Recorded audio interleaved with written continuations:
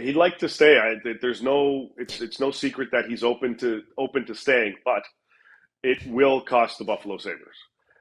It's going to cost a pretty penny in order to keep Alex Tuch in Buffalo. Now, some teams like the Oilers that are a little more up there in terms of cap hits and cap restraints, nobody's doing you any favors in general. And if you've got cap issues, you can forget about favors for sure. So it's going to take a little bit of creativity from Bowman and management in order to free up additional cap space when and if they need some.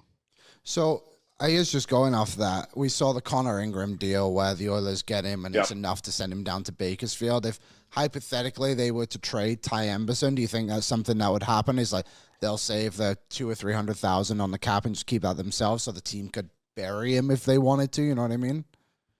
Yeah, I mean it's a possibility. I think, again, as we just touched on, I don't think the goaltending is much of a concern at the moment. So if you want to move out other bodies and create additional cap space, and then just accrue that as the season progresses, obviously, as we know, that adds as the season moves along. Now, yes, we know about the differences in playoff cap hit now. The roster that you ice has to be cap compliant, but it doesn't mean you can't add additional pieces. Going into a playoff run. So I don't know. I don't get the sense that anything impactful will be overly imminent, in the time being. But I think this is just kind of the exploratory stage where a lot of teams go, okay, here's what we have available. Here's what else is available around the league. Let's see if we can maybe have some interesting conversations sooner than later. One of the things I have recognized talking to a number of players, a number of teams about a bunch of these players, is that, normally Thanksgiving, U.S. Thanksgiving is that marker. You hit that 20 game and teams realize finally what they have, plus they can start making moves. Over the last week, I started asking about that because so many teams have more cap space now. Some teams are at least have made it known that there's more of a willingness to make moves sooner than later because they've already got the cap space. So it doesn't necessarily mean anyone's going to pull the trigger on anything because we were told summer was going to be active, and again, it wasn't. But it gives teams more of a flexibility now, and especially moving forward with the cap going up, that we may see more moves end of October and in the first half of November than we have in the past, at least on a more frequent basis, because teams have more wiggle room financially to play with. That's music to our ears, because here in oil country, we love talking about the trade market in October, November.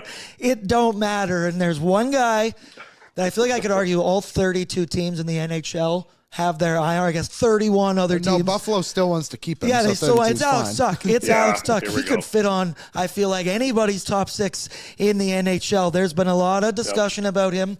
Also love the Buffalo Sabres. Stumble out of the gates. Then they win two games, and it's like, season back on. Here we go, baby. This is the year. I don't know. What are you hearing about Alex Tuch and his future in Buffalo with the Sabres? He'd like to stay. It's no secret that he's open to staying, but it will cost the Buffalo Sabres.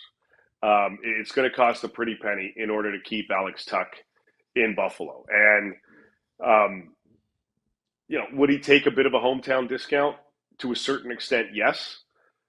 At least that's my belief, my understanding. But again, this is going to cost upwards of, you're looking at 8 figures by all accounts, based on how the market is now going on an AAV for this caliber player who, had 60-something points last year. He had 79, I think it was, the year before. If we're viewing this player as a 70, 80-point power forward on the Sabres, that's a pretty attractive asset for a lot of other teams around the league. And because of how many guys that are potential free agents are now coming off the list, guys like Tuch, if they want to run till July 1, may cash in even heavier. Like, I've had some teams tell me that if he goes July 1, don't be surprised if it starts in the 11s. And he's that attractive of an asset because of the uniqueness of his talent, being the power forward that he is, that can put up 30, 35 plus goals, again, on a Sabres club. So this is, without a doubt, you're right. 31 other teams would love to get their hands on this guy. I mean, maybe 30. Atlanta is going to come into the league in a few years. They're already looking at that. Like, that's a player that they would love to get too. Like, every team would love to get this kind of guy.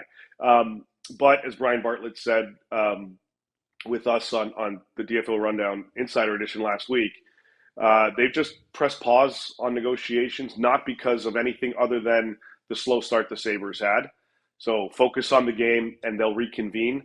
But it is going to cost Buffalo a lot to make it happen. They want to do it, and the player is open to doing it, but it's going to cost a lot. And then the other part of the equation is who's giving him that contract. Is it Kevin Adams, or is it going to be somebody else in Buffalo? That's the other thing they got to figure out. I mean, it's kind of crazy to be this early into the season and have so much smoke around a player. Like, I feel like since the first game of the season, all we've heard about is Alex Tuch coming to Edmonton. Is that just stuff that's kind of been not made up, but just like fans have hyped it up a little bit? Is that us just doing the thing that we do? Is that real?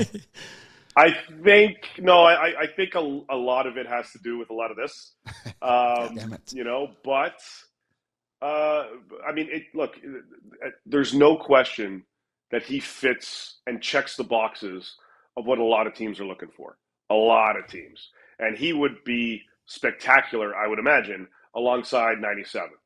Like, that would be just, you put him on there with Hyman, a healthy Hyman, and Connor McDavid. Like, he's scoring 35 now. He could pot 50, probably with his eyes closed. So just sense where the puck is going to be. Connor will just tell him, just be there, and it'll go in off you, and we'll call it a day. Like, without question. Zach Hyman's been doing it for years. Exactly, yes. Yeah, so get another one of those. Who's not afraid to go into the corners and go into the dirty areas and play the protective role as well. So I would anticipate that the Oilers would have interest if the Sabres entertained the possibility of trading Alex Tuch. But there are other teams as well, without question, that would be all over this guy if it gets to that point.